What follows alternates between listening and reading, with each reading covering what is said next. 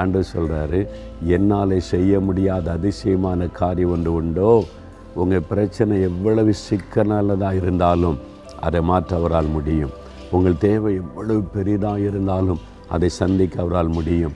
உங்கள் வியாதி எத்தனை கொடூரமானதாக இருந்தாலும் அதை சுகமாக்க அவரால் முடியும். அதனால் ஆண்டவர் சொல்கிறாரு, மகனே மகளே, பயப்படாத. நான் மாம்சமான யாவருக்கும் தேவனாகிய கர்த்தர், நான் சர்வ லோகத்தின் ஆண்டவர். என்னால் செய்யக்கூடாத அதிசயமான காரியம் ஒன்று உண்டோ என்று கேட்கிறார்.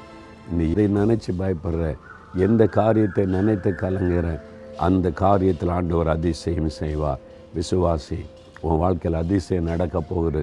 மற்றவங்க சொல்லுவாங்க, நீ முடிஞ்ச, அவ்வளோதான் நினச்சோம், நீ மறுபடியும் எழும்பிட்ட, உயர்த்தப்பட்ட, இது அதிசயம்தான் நீ மற்றவங்க உன்னை பார்த்து சொல்லும்படி ஆண்டவர் அதிசயம் செய்வார். விசுவாசிக்கிறியா மகளே, விசுவாசிக்கிறியா மகனே? ஆண்டவர்கிட்ட சொல்லுங்க, நான் விசுவாசிக்கிறப்பா, உம்மாலே செய்யக்கூடாத அதிசயமான காரியம் ஒன்றுமில்லை, எனக்கு செய்யும்னு கேளுங்க.